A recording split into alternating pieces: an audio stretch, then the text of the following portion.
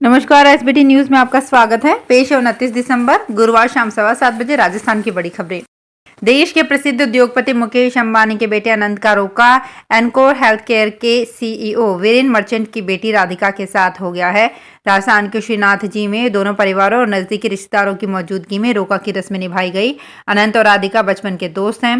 Reliance group ने press जारी करके इसकी जानकारी दी है। राधिका बिजनेसमैन वीरेन मर्चेंट की बेटी हैं। वीरेन मर्चेंट मुख्य रूप से गुजरात के कच्छ के रहने वाले हैं। वे एडीएफ फूड्स लिमिटेड के नॉन एग्जीक्यूटिव डायरेक्टर होने के साथ साथ encore health care private limited company के सीईओ और वाइस चेयरमैन भी हैं। वीरेन की दो बेटियां राधिका और अंजलि हैं। वहीं वीरेन मर्चेंट की पत्नी शैला भी एक बिजनेस वूमन है और वो एनकोर प्राइवेट लिमिटेड में डायरेक्टर हैं। अंजलि भी इसी कंपनी में बतौर डायरेक्टर काम करती हैं। अंबानी और मर्चेंट परिवार एक दूसरे के साथ एक खास रिश्ता शेयर करते हैं।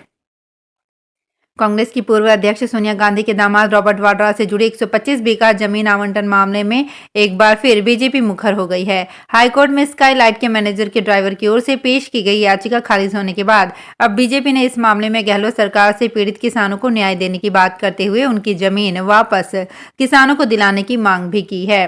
राजस्थान प्रदेश भाजपा के अध्यक्ष सतीश पूनिया ने आज मीडिया से बातचीत करते हुए कहा कि कांग्रेस और भ्रष्टाचार का पुराना नाता है। हाईकोर्ट में किसानों के 125 बीघा जमीन आवंटन मामले में याचिका निरस्त हो गई है और इससे साफ है कि सोनिया गांधी के दामाद रॉबर्ट वाड्रा को सरकार ने सारे नियम कायदे ताक पर रखकर फायदा पहुंचाया था और अब ये भी साफ हो चुका है कि 125 बीघा जमीन से कहीं न कहीं रॉबर्ट वाड्रा की संलिप्तता है। इसलिए सरकार को पीड़ित किसानों को न्याय दिलाना चाहिए।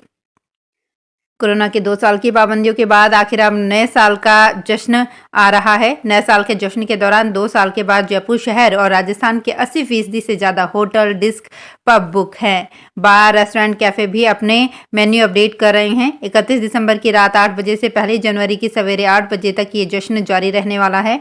जश्न के बीच किसी तरह का खलल नहीं आए, इसके लिए पुलिस का बड़ा बंदोबस्त किया जा रहा है। पुलिस ने जश्न के लिए बड़ी प्लानिंग कर ली है। नए वेदर सिस्टम बनने से राजस्थान में आज मौसम बदला है। गंगानगर, बीकानेर, चूरू, हनुमानगढ़, सीकर, झुंझुनू में आसमान में बादल छाए हुए हैं। इससे कई शहरों में रात का तापमान 6 डिग्री सेल्सियस तक बढ़ गया। लोगों को सर्दी से राहत मिली है, लेकिन 1-2 दिन बाद से सर्दी का दौर फिर से तेज होगा। इधर मौसम विशेषज्ञ के अनुसार गंगानगर, हनुमानगढ़ में गुरुवार को कहीं कहीं हल्की बारिश भी हो सकती है। नए वेस्टर्न डिस्टर्बेंस का असर आज और कल दिन तक रह सकता है, फिर मौसम साफ हो सकता है। एक बार फिर से उत्तर से बर्फीली हवा आने लगेगी। इससे तापमान गिरने लगेगा और अब 31 दिसंबर से कड़ाके की ठंड अपने तेवर दिखाएगी। इंजीनियरिंग प्रवेश परीक्षा जेईई मेन की आवेदन प्रक्रिया चल रही है। अब तक करीब 4,15,000 स्टूडेंट आवेदन कर चुके हैं। आवेदन की लास्ट डेट 12 जनवरी है। परीक्षा 24 से 31 जनवरी के बीच 14 शिफ्ट में होगी। इस साल परीक्षा के लिए हो रहे आवेदन कम हो रहे हैं। अभी तक इस परीक्षा में शामिल होने वाले संभावित स्टूडेंट से आधे स्टूडेंट ने भी आवेदन नहीं किए हैं। इसकी बड़ी वजह बोर्ड पात्रता के असमंजस के रूप में सामने आ रही है। स्टूडेंट्स 75% बोर्ड प्राप्तांक के आधार पर ही एनआईटी, IIIT में प्रवेश को लेकर परेशान हैं। श्रीगंगानगर जिले भर में साइबर अपराधों को रोकने के लिए साइबर थाना खोलने की कवायद चल रही है। साइबर थाना गौतम बुद्ध नगर में बनाया जाएगा। इसके लिए जिला कलेक्टर सौरभ स्वामी ने नगर विकास न्यास के सचिव को खत लिखा है। थाना भवन के लिए निःशुल्क जमीन आवंटित की प्रक्रिया चल रही है। थाना भवन पर करीब 3 करोड़ रुपए खर्च किया जाएगा। इसके लिए राज्य सरकार ने बजट का आवंटन कर दिया है। एएसपी सतनाम सिंह ने बताया कि साइबर थाना भवन निर्माण के लिए भूमि उपलब्ध करवाने के लिए पुलिस कप्तान आनंद शर्मा ने जिला कलेक्टर को पत्र लिखा है। भूमि उपलब्ध होने पर भवन निर्माण करवाया जाएगा। साइबर सेल पहले से काम कर रही है, इसमें स्टाफ भी लगा हुआ है। साइबर सेल के डीवाईएसपी संजय बोथरा ने बताया कि नगर विकास न्यास की ओर से निःशुल्क आवंटन किया जाना है। निःशुल्क पट्टा जयपुर से बनेगा, ये प्रक्रिया चल रही है। बीकानेर में कोठारी अस्पताल के पास खड़ी एक कार में गुरुवार दोपहर अचानक आग लग गई। शुक्र ये रहा कि इस समय कार में कोई भी नहीं था। ऐसे में किसी तरह की जनहानि नहीं हुई। आग से कार के आगे का हिस्सा जलकर राख हो गया, पीछे का हिस्सा बच गया। ऐसे में पेट्रोल टैंक तक आग नहीं पहुंच सकी। करीब 1:30 बजे कोठारी अस्पताल के पास डॉक्टर प्रीति कल्ला के घर के आगे खड़ी कार के नीचे से धुआं आता दिखाई दिया। लोग कुछ समझ पाते इससे पहले आग की लपटें दिखाई देने लगी। कुछ ही देर में आग तेज हो गई। तब एक मकान से पानी का पाइप लाकर आग बुझाने का प्रयास किया गया। प्रधानमंत्री फसल बीमा योजना की जानकारी देने के लिए जयपुर रोड स्थित सामुदायिक भवन में बीमा कंपनियों की ओर से किसान पाठशाला का आयोजन किया गया, जिसमें कंपनी के अधिकारियों ने फसल बीमा के बारे में जानकारी दी। लेकिन किसानों ने बीमा कंपनियों पर आरोप लगाया कि जानबूझकर साल के अंत में ये आयोजन किया गया। किसानों ने बीमा कंपनी पर मनमर्जी का आरोप लगाया है। सीकर में बीमा कंपनी की ओर से आयोजित प्रधानमंत्री फसल बीमा योजना की पाठशाला में किसानों ने बीमा कंपनियों पर जमकर निशाना साधा।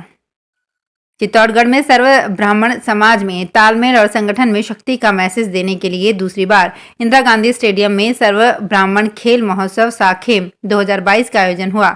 इस कंपटीशन में क्रिकेट और बैडमिंटन खेलों का आयोजन होगा, जिसकी शुरुआत महंत चंद्र भारती महाराज और सांसद सीपी जोशी ने किया। इस दौरान सांसद जोशी भी क्रिकेट और बैडमिंटन खेलते हुए दिखे। सांसद सीपी जोशी ने बताया कि सर्व ब्राह्मण को एक मंच पर लाकर इस तरह की प्रतियोगिताओं को कराना सराहनीय कार्य है। लेन देन सहित अन्य प्रकार के अनुबंध करने के लिए उपयोग में लिए जाने वाले स्टाम्प पेपर की खरीद को लेकर आए दिन कालाबाजारी की शिकायतें आती रहती है। इन दिनों श्रीगंगानगर जिले में भी इस तरह की शिकायतें आ रही हैं। लोगों का कहना है कि कई स्टाम्प वेंडर स्टाम्प की खरीद पर राज्य सरकार की ओर से निर्धारित राशि से ज्यादा रुपए ले रहे हैं। इस संबंध में श्रीगंगानगर ट्रेजरी के स्टाम्प कैशियर सुनील वर्मा से बात की तो उन्होंने बताया कि नॉन जुडिशियल स्टाम्प और जुडिशियल स्टाम्प दो प्रकार के होते हैं।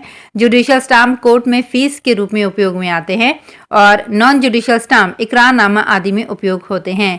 उन्होंने बताया कि जुडिशियल स्टाम्प तो सरकार की ओर से फेस वैल्यू पर ही उपलब्ध करवाए जा रहे हैं। उपभोक्ता जितनी फेस वैल्यू का स्टाम्प खरीदेगा उससे उतनी ही कीमत ली जा सकेगी।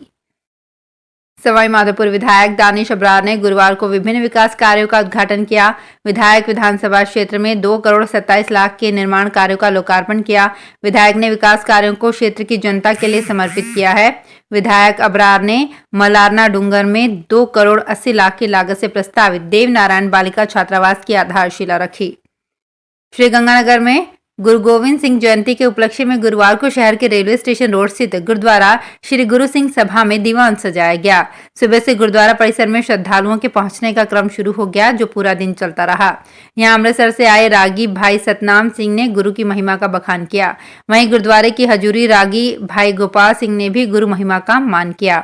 सुबह से सेवादार गुरुद्वारे में व्यवस्थाओं में जुट गए। किसी ने श्रद्धालुओं को बैठाने के लिए तमाम प्रबंध किए तो किसी ने लंगर की सेवा संभाली। सुबह से गुरुद्वारे में गतिविधियां शुरू हो गई थी। गुरु का लंगर तैयार किया गया तथा यहां पहुंचे श्रद्धालुओं ने लंगर ग्रहण किया। तो फिलहाल इस बुलेटिन में इतना ही। फिर हाजिर होंगे कुछ और बड़ी खबरों के साथ।